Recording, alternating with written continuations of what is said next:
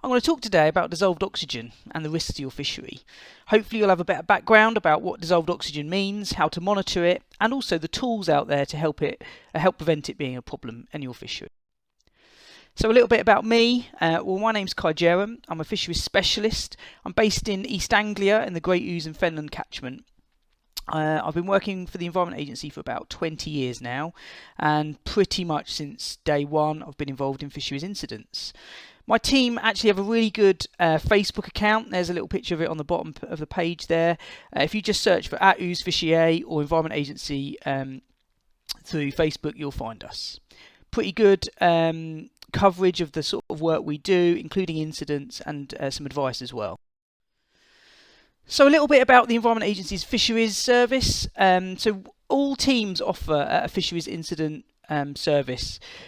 This is 24/7 staffed, so whenever you get an issue, whether that's the weekend or out of hours, we're able to take that call and offer assistance. This is proudly funded by fishing licence income. It's a really important part of how we use that funding, and quite often we're welcomed by angling clubs that haven't really used the Environment Agency before or don't think they have, and then our service proves to be really useful. So hopefully you'll learn a bit more about that as we go on. So hopefully you'll never need to use it, and your fishery will always remain healthy and safe, but things do catch us out. Generally, if you make a call to us, which is the 0800 80 70 60 number, that will be because probably fish are in distress or they're dying. That means we'll ask a few questions. We really need to understand what's going on, what response we might need to provide, and what kit we might need. Also causes, and also what priority that might be for us. We will offer advice, so that might just be general management or monitoring, or shorter or long-term action. We might provide a site visit where we'll come and check out what's going on. We might take water samples, water quality samples, or we might actually offer an aeration service or similar. Sometimes we provide kit loan as well, so that can be useful to clubs, especially if they don't have any kit available to them. If it's quite an intensive mortality event, we might offer a mortality report. Generally these come from our National Fish Lab, or it might just be an advisory email that you get from one of the staff that attends. And sometimes in the case of diseases and parasites, or where there's an unexplained fish kill, we might take a sample of fish as well. This will be at your say-so. We may also need to collect evidence, of course, if it's a pollution incident, because we do carry out that facility, and that is then used to take action. So yeah, as with all fisheries incidents, it's the 0800 80 70 60 number to call us. That's the number on the back of your fishing licence. So why is oxygen important to fish? Well, it's pretty obvious that they need it to breathe and stay alive, just like we do. But generally, good oxygen levels provide a good quality fishery as well. If there isn't enough oxygen, fish can die. If there isn't quite enough, then it can stress fish, and stressed fish are more prone to disease and parasites. So if we can regulate oxygen levels, we can actually keep the whole fishery healthy, probably better performing in terms of a fishery, and protect stocks long term. So what can impact oxygen levels? Well, the really big one, actually, the most common one is algae, but also water quality can impact oxygen in terms of oxygen demands, and that specifically links to silt disturbance. That's something that people don't often understand, but if you disturb silt, you can feed algal blooms, and that can invariably cause issues with oxygen levels. Also, the health status of fish can reduce the uptake of oxygen. So there may be enough oxygen in the fishery, but because the fish are maybe irritated or there's something else going on, they can't actually breathe and take in that oxygen. So they're essentially suffocating in an oxygen-rich fishery. That happens quite often. We tend to know the telltale signs. Generally, fish are acting like they can't breathe, but oxygen levels are normal. And we tend to know what causes that. But that could be disease, it could be toxins, various different issues. So I would say that 80% of all the reports my team get are based on oxygen. So where people are reporting mortality event, generally it will be an oxygen issue. So hopefully we'll be able to give you a bit more information on oxygen and reduce some of those incidents, because obviously we tend to get those calls when things go really wrong, and ultimately we want to help you protect your fishery before it gets to the stage where you need help. So we want to protect the fishery before we go out to save it. So essentially, low oxygen levels are simple to spot. They're pretty easy to predict and manage if you know how. So algae, talked about that earlier. So these are some really small plants that photosynthesize in water. They use carbon dioxide and create oxygen, which is great. So they're your natural oxygen provider for your fishery. Along with plants as well, they will all produce oxygen and help your fish stay happy. Now then, you can get situations where you get really large blooms of algae which start to stress the fishery. Now, they can create oxygen, but quite high levels.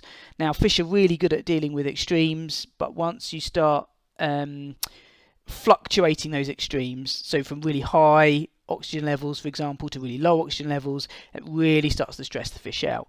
And that's what happens when you get an algal bloom. Essentially, they produce lots of oxygen during the day, and then overnight, as photosynthesis reverses, that oxygen actually is taken out by the plant, and the fish that are used to that high concentration are there.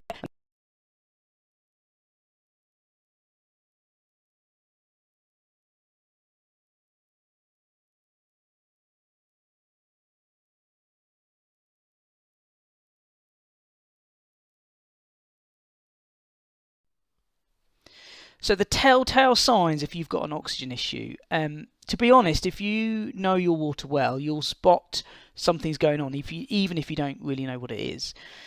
Now, the thing that we look for, and we tell anglers and club officials to look for, are what we call Motherbund fish. These are fish that are mooching around in the margins.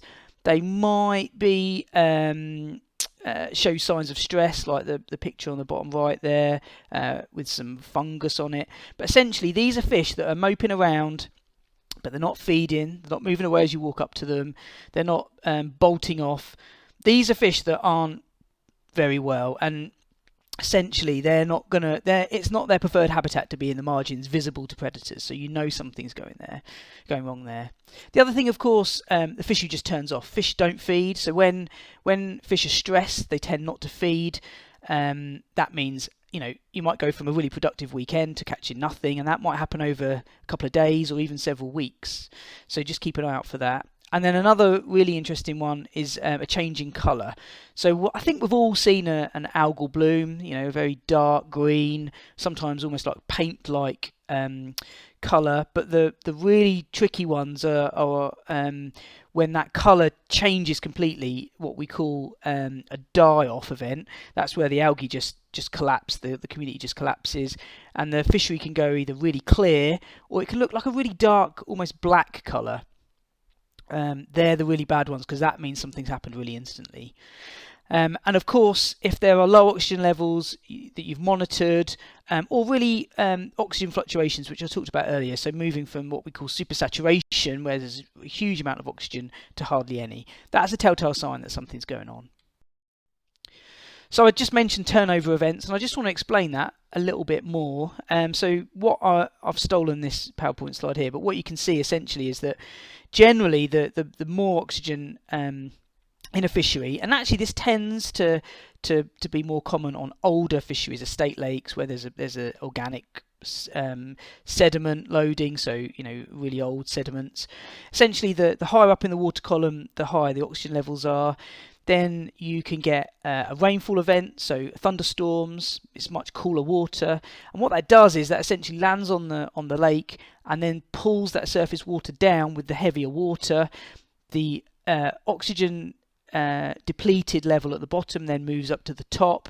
It all mixes, and that strips out the oxygen completely, and that can happen in a matter of hours, completely unwarned. And they are the really big ones. If we go out to a turnover event, that can be serious, and I've seen almost 80% mortalities as a result of one of those. So keep an eye out for that. Thunderstorms in warm weather and big algal blooms are the things to look out for. So why should you monitor oxygen levels? Well, the first thing I'm going to say is that every fishery or club should have an oxygen meter. If you've got Stillwater fisheries, especially things like, close to a commercial fishery, you've got high stock levels, you really must have an oxygen meter. It'll allow you to predict when oxygen levels are a problem. It'll prevent fish mortalities and the severity of those mortalities, and it'll help you plan for incidents and protect the fishery long term. It also allows you to be quicker in reacting and preventing the issues in the first place. And don't forget as well, it's not all about spending money on a bit of kit rather than fish. If you're preventing a fish kill, you're actually retaining fish stocks as they are. So it's better to invest in a piece of kit like this than it is to invest in fish. So really, every fishery should have one. So there's several types out there. They can be relatively cheap and they can be really expensive. The kit we use is about £2,000. The minimum level really you need to be spending on an oxygen meter is about £400, so the one on the right hand side. And essentially you do get what you pay for. Avoid the cheaper pond and aquarium kits if you can. They're not best suited to big waters. They're not very applicable, and they're not really resilient. What you really want is a digital kit, probably measuring in percentage saturation, which makes it very easy to compare levels and units. And maybe if it's an expensive investment for clubs, maybe think about sharing them out. But remember that you'll want an oxygen meter all at the same time. Everyone wants to check oxygen in the summer, so it's probably best if you can buy an item for the club.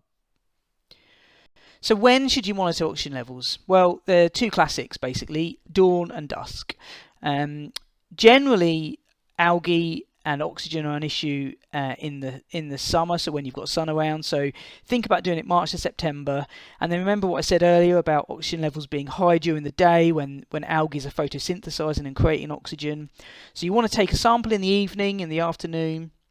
That'll give you the highest reading, and that will show you whether there's an algal bloom or whether it's getting worse because of that oxygen saturation. So the more it reaches beyond 100%, the more you have got an algal bloom coming.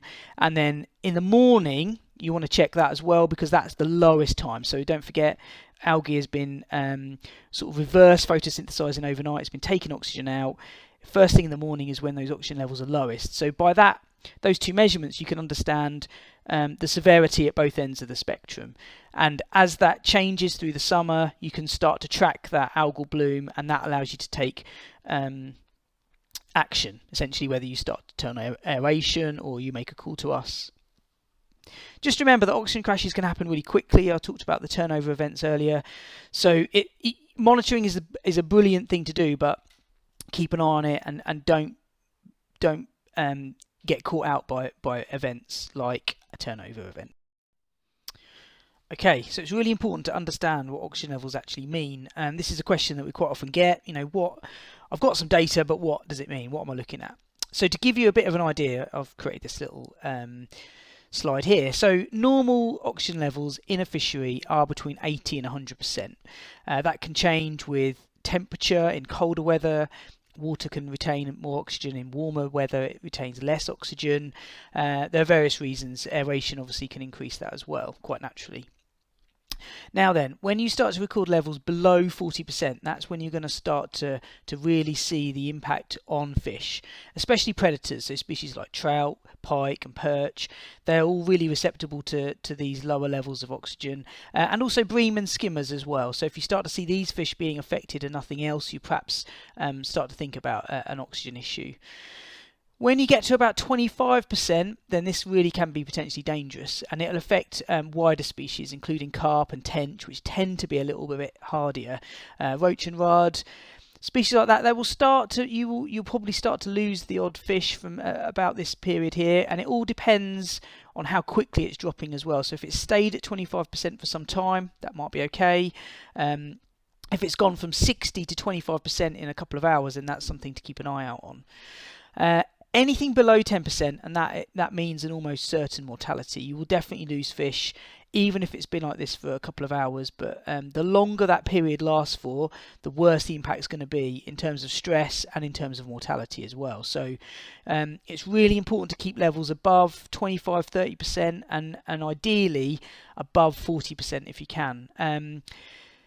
It's really important just to keep an eye on those oxygen levels and like I've said throughout, keep an eye on the trends. Watching them come down and go up is a really good sign that something's going wrong, and then you can act before it actually does go wrong. So I've talked a little bit about extremes, so just to recap on that, very low and very high oxygen levels are typical signs of an algal bloom. And fish are good at dealing with extremes in general, but they don't like that fluctuation. Anything above 200% is quite common. That sort of supersaturation means that there's a lot of vigorous algae injecting oxygen into that fishery. Expect the highest oxygen levels during the day in hot conditions when the sun is strongest. And again, the lowest levels are in the morning. So, aeration. Most anglers have seen aeration in some way, some form at fisheries that they go to. Just a little bit of a word of warning, they aren't as effective as they may look. They only raise oxygen levels by about 10 to 20% at best, and it's really localized. So if you've got an aerator on, it'll probably only provide an aerated, what we call survivable area within meters of that appliance. So you've got to be really careful. You should know where you're going to deploy your aeration.